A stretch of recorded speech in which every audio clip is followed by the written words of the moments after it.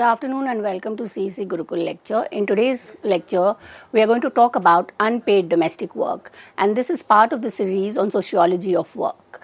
Now, before we start understanding domestic work, it is very important to understand that we live in a globalized world, in a neoliberal economy, where different kinds of works are being performed, and there has been an increased participation of women, not in the sense that they have moved away from the domestic realm to start working in the public sphere, but what has continued is that they have got kind of double work. That is, there are categories of work that women are doing.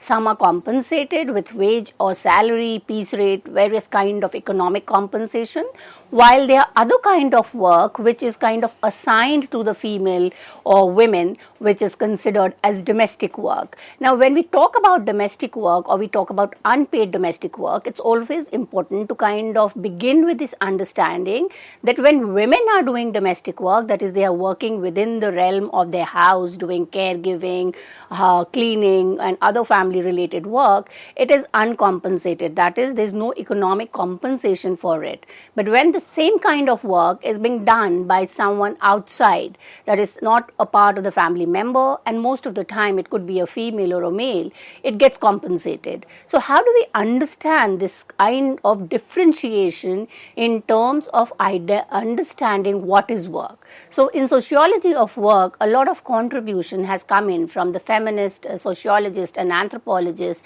trying to understand the subordination of women because of the work that they are doing, and two, because the work that they do are not completely kind of attached to any economic value, and therefore it not only leads to the devaluation of work, it leads to devaluations of women's status in the society. So it's a very important dimension, specifically today when a number of women are working and there has been some amount of increased participation of women in the public sphere. So let us try to understand what is unpaid work, and then we'll try to understand different types of unpaid work in which domestic work becomes one of the important component. So unpaid domestic labor refers to all required, all work, that is, could be from cleaning to taking care of the child to even providing medical care to the members of the family, could be the old members, all different kind of works required to maintain the household.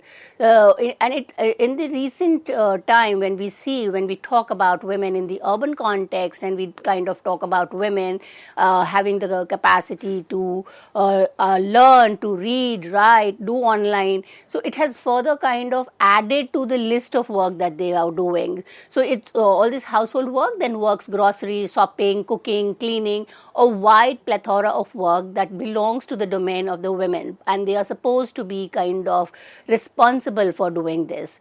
In rural India, it also kind of has a certain kind of a different dimension where work that women do and which are unrecognized, invisible, could include kind of collecting firewood or carrying water for miles and miles in order to have sufficient water in the household for bathing, cooking, cleaning, and they're traveling for kilometers to bring this water home, and these work are not recognized as economic work. So they have no economic compensation, and many a time there could be a kind of a very kind of understanding where a lot of non-material compensation are given in terms of motherly love or celebrating motherhood or celebrating Women's Day. But when it comes to kind of giving a kind of an economic recognition, it has not kind of happened. So unpaid work and consequences. Why are we then in theory or in sociology of work discussing unpaid work? Because unpaid work has certain direct consequences as well as certain indirect consequences. So the women, if we kind of look into the women as a worker, she is doing all the daily tasks, which is kind of, it involves all dimensions. Is doing physical tasks, a lot of physical labor, emotional, this is also doing a lot of emotional labor, where despite her health, despite her mental conditions, she might be talking politely. She has to, because it is kind of considered as feminine attribute to be soft, to be docile, to be always with a smile on your face. So she is doing emotional labor in everyday life, and it is kind of required. Why is it required? Because family is seen as an institution for love and care, and women have been assigned with the domestic sphere, or what we call as the family. So it's kind of actual labor, lot of physical, emotional, mental work which is being done. And we also see there's a lot of financial work as well. The financial is not kind of missed out. We will see how a lot of studies have documented that the same amount of work which a housewife is doing within the realm, domestic sphere, or as a family labor, if that same work is outsourced, then you need to give a certain amount of compensation. So you are saving on the family income as well. But then all these work are considered to be natural. It is considered to be a responsibility, or rather a moral duty of a woman to do and retain the image of a perfect family. So it is devalued not only by the men of the household, where there is an understanding or an assumption that you have to do. There is kind of, it is your work and you do it. And the women themselves have kind of internalized this as a part of their feminine attribute or feminine personality, that doing the domestic work is essential in order to maintain the comfort of every family members. So this unpaid domestic labor becomes an important access to paid work. So when we see that, why were women not allowed to work in the public sphere, or why did it take so many decades, or why did it take a women's movement both in the Western countries and in the East to demand for work? Why did we have a government report which says that women participation in the economic sphere was very low? And the reason, and it continues to a large extent today also, that domestic responsibility, the domestic work, which is kind of considered as integral to women, has kind of created hurdles or certain obstacles where not all women are able to kind of get into the public sphere. And that is why we see that even today, when we look into the workforce participation, women's workforce participant has kind of is very negligible if compared to the men's workforce participation. So the largest source of women unpaid work is the domestic work. There are different kind of unpaid work. We can also talk about, say, in the earlier traditional society, you had kind of slavery, or you could use side of your economic power or your social status to get work done, and you did not pay them. So they were different kind. But domestic labor, which is performed by and large by women, is kind of considered as the largest source of unpaid work. And it takes into care a lot of things. It's also not only kind of doing the, say, very stereotypical kind of cleaning and washing. It also includes the personal care and leisure in the sense that even the comfort of the children, or how the children would find themselves comfortable within the family or the house, goes on to the responsibility of women. And it is quite contradictory that when we look into the social economic changes which has been taking place, and we know we had decades, 3-4 decades of women's movement, and a lot of changes have started taking place. Women's education has improved, larger participation of women in several sectors which was so-called male dominated, for instance army or the mining, but yet we see that unpaid labor has been increasing, and that is because of reduction in public spending and health services. So a lot of rather when we look into these say middle class, or even to a large extent say upper class, the expenditure that we kind of incur on health services, on education, has kind of been increasing. So to save on that expenditure, it is the women who comes into the forefront. So women's education is not necessarily necessarily for her to take up a job once she kind of decides to, but her education has become critical for her to get married, because then she could tutor her children.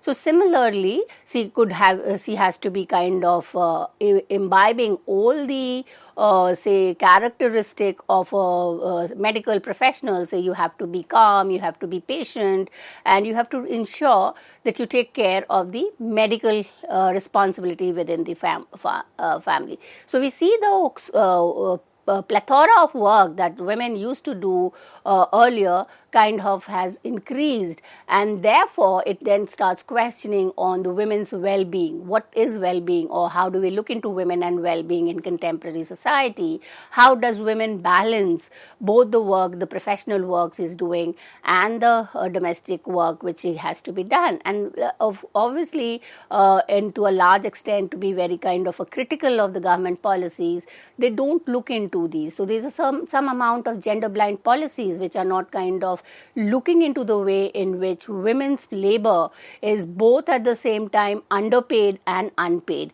So which leads to further kind of an gender unequal society. So on one side, when we look into the larger social economic changes, and we know today is a society where capitalism works in.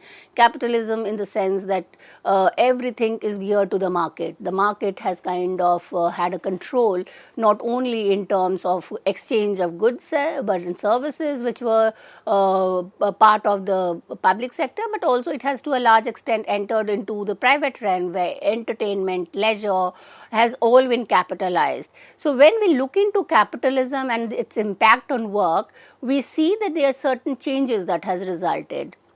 And one of the change, and which kind of affects to women to a large extent, is that the employer-employee relation has become uncertain, because there's a lot of outsourcing. There are a lot of home-based work which is being done, and we will see in the course of the lecture that when we talk about increased participation of women, we also at the same time look into the percentage of women in the informal market, which is they are either working from the home or they are working on the contract. So there is a kind of a comfort for both the capitalist as well as for women to work from home and kind of be in an ambiguous relation. So there is no kind of a direct relation between the employer and the employee.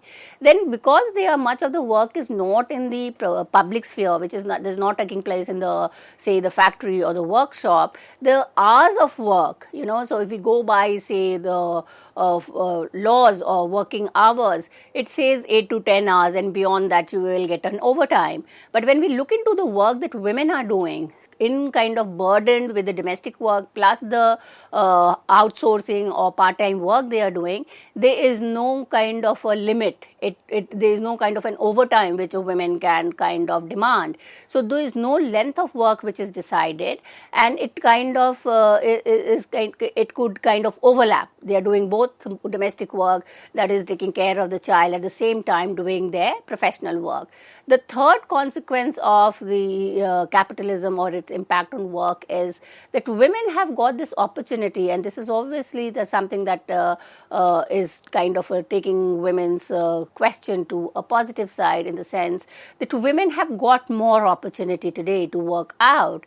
But then if the opportunities are there where women are getting the chances to move out and work in the in the public sphere, what stops women? And then we need to look into the data which says quantitative data which across says that the participation rate of women in the market or in the labor force is on the decline. And so that is something that needs to be critically looked into. It are the household pressure or the demand for being a kind of a more domesticated women more significant, or creates a hurdle for women to take up professional work. So when we look into the employment of women and we look into this entire idea of feminization of labor, in earlier class on gender segregation also I talked about feminization of labor. where we see 1980s, 1990, there was an increase in the number of women's employment. The women started working outside. But then we go into the nitty-gritty of the nature of the employment of women. We see that the majority of the women, or a large percentage of women, are in unskilled or low pay.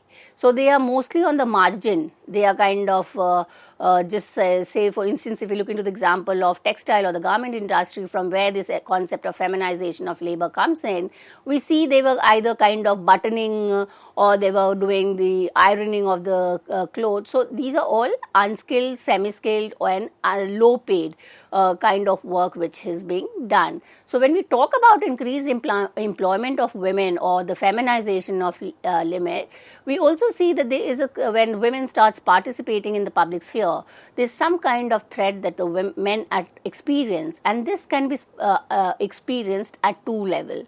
At the domestic sphere, there could be a decline in the dominant power of men. Why the decline in the dominant power? Because women are no longer financially dependent on men, and therefore there could be a change, a kind of some amount of change in the power relation between men and women.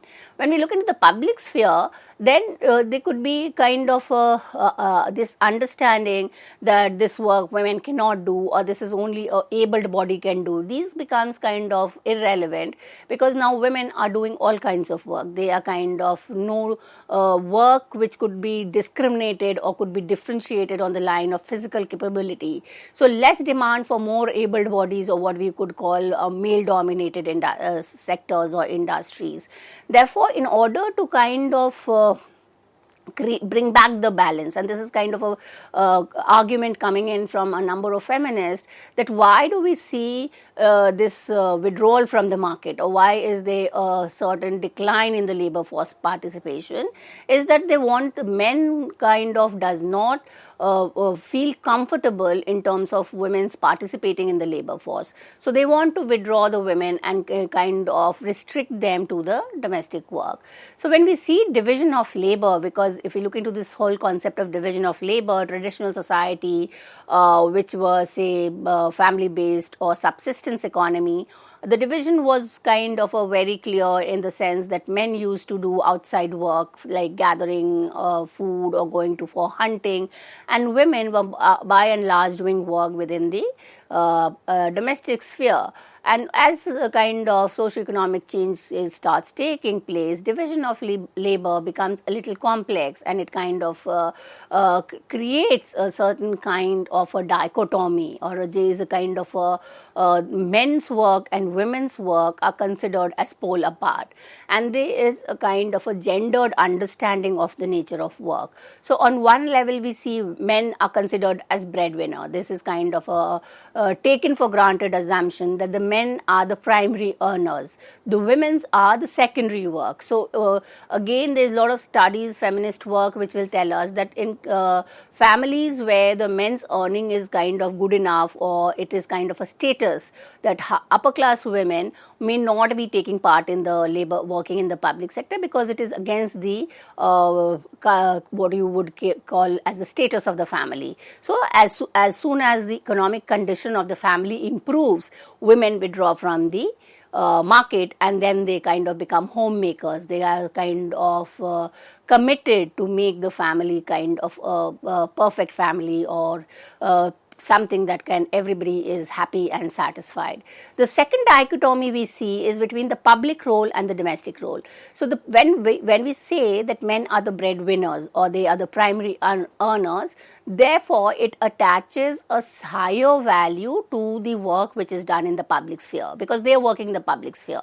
So it takes a higher strata in the division of labor, and women who are doing domestic work are then undervalued and becomes at the subordinate level. So once a larger value is attached to the public work, how will there be a competition, or which work is going to kind of attach more importance? A wage is attached, or a kind of a salary structure is attached. So compensation in the form of wage and salary is therefore given only to the public work, whereas domestic work, which is then subordinate and is already lower in the hierarchy, becomes unpaid or undervalued. And therefore again what follows from this, and this is very important to understand the structure of the gender structure of the work, is that men who are doing public work are being compensated, and they are most of the time, or a majority of them, are in the skilled work.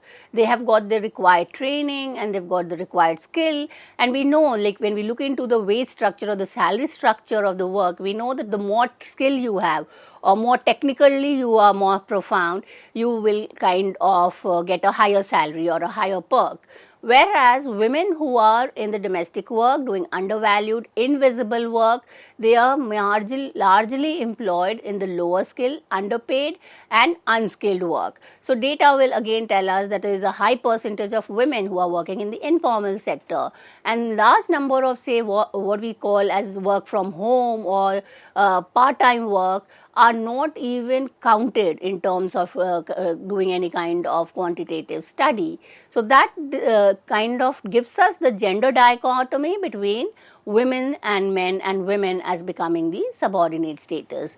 Now, when it's not something that we only talk about in, say, in India, this is something which is kind of happening in other countries as well, and therefore let's look into the case study of Britain, where the model that was adopted by the middle class women was to take work in less paid part-time and voluntary work. Now, this is a global phenomena because women are kind of assigned the domestic unpaid work, and what required is that they are kind of, there is an obstacle or there is a hindrance to taking a full-time paid job. The way out is to get involved in voluntary work, and what does this voluntary work does is that it kind of performs three important functions. Number one, it does not threaten the ideal role of women. So the kind of women or the feminine attribute of or feminine identity as a domestic worker continues,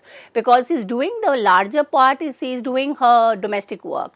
She's taking on the public work only as a secondary assignment, and therefore she's not threatening the power relation in the household. The second is that obviously one does public work, any kind of a public work or which is already valued and which has an economic compensation, the women are adding to the financial condition or kind of improving the financial condition of the family. Though it could be negligible in the majority of them, but it does add to the prosperity of the household. And second is, and this is kind of very significant, is that when women start kind of balancing both the domestic and the public work and adds to the financial income of the family, then it is seen as enhancing male head status, or rather we could see the family status, because the economic condition improves, so it enhances the status of the family.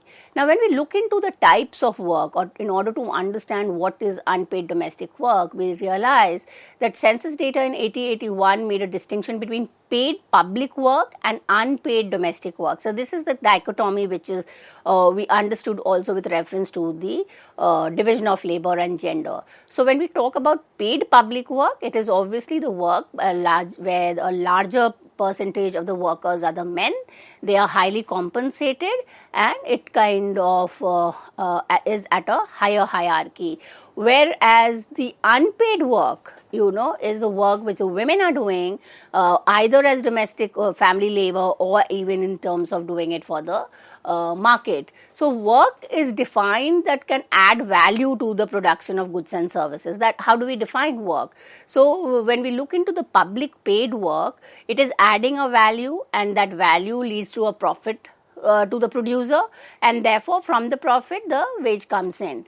Now, when domestic work is being done, it at the same time adding value to the work which is being done. It is a part of the production, but then the value which is created due to the domestic work is rather appropriated by the men, and therefore women are not compensated for domestic work. Now, domestic work is not economic work. So, that is the reason why it is undervalued and invisible. So, what are the consequences of not counting full-time unpaid domestic work? Because there is, if we kind of look into as work, the work is being done. It is a process of production. Goods and services are being produced, but yet it's not being counted. So, the first consequence is that it is not included in the national accounting, and therefore it could be a loss. It is a if we kind of compare it with the same work being done in the market, that adds to the national accounting, but domestic work does not add. The second consequence is the undervalues the work of the women.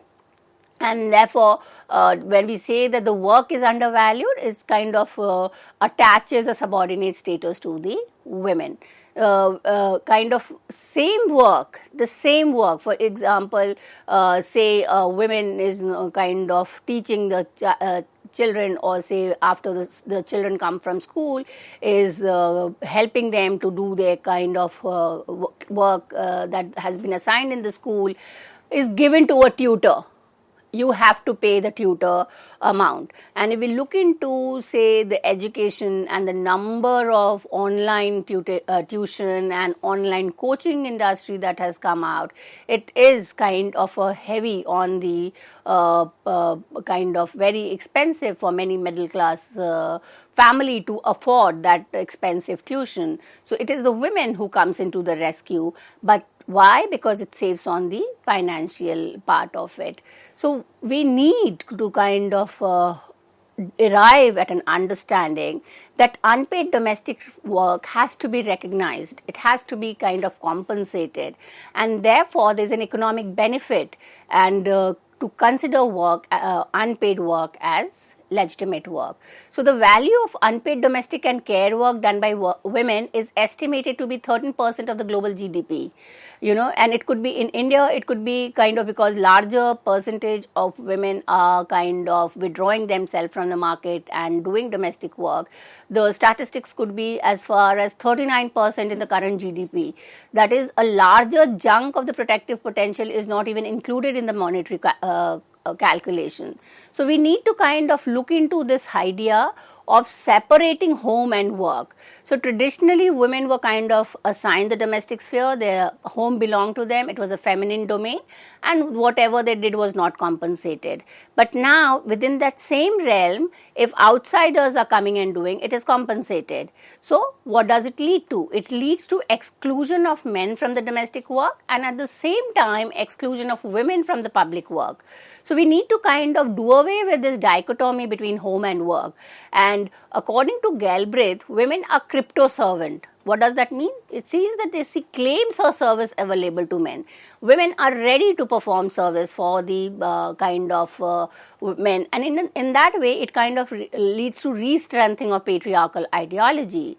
And when we look into this gender division, it leads to Fordism. Fordism in the sense of efficiency and assembly line production. So men doing public work were excluded from the domestic work, and women were excluded from public work. And most of the work is kind of concentrated in terms of caregiving, in terms of something which kind of also not only re-strengthens patriarchal ideology, it also re-strengthens gender stereotypes or the attributes which were considered as feminine, for instance, docile, caretaking, and these need to be questioned now, because these are only based on certain assumption. We need to kind of look into the cultural specificity in which women are working, both within the house and outside. So the burden of unpaid informal work on the women kind of continues to withdraw her from the labor, and therefore kind of I'll conclude with this whole idea that earlier when women were doing domestic work per se, they were only kind of doing one shift or one kind of work. But when working women, for instance, are working with the entire burden of domestic work, they are doing second shift, and it's adding. So it kind of leads to the doubly marginalization of women. So this is how we understand unpaid domestic work with reference to gender. With this, I come to an end of this lecture. Thank you.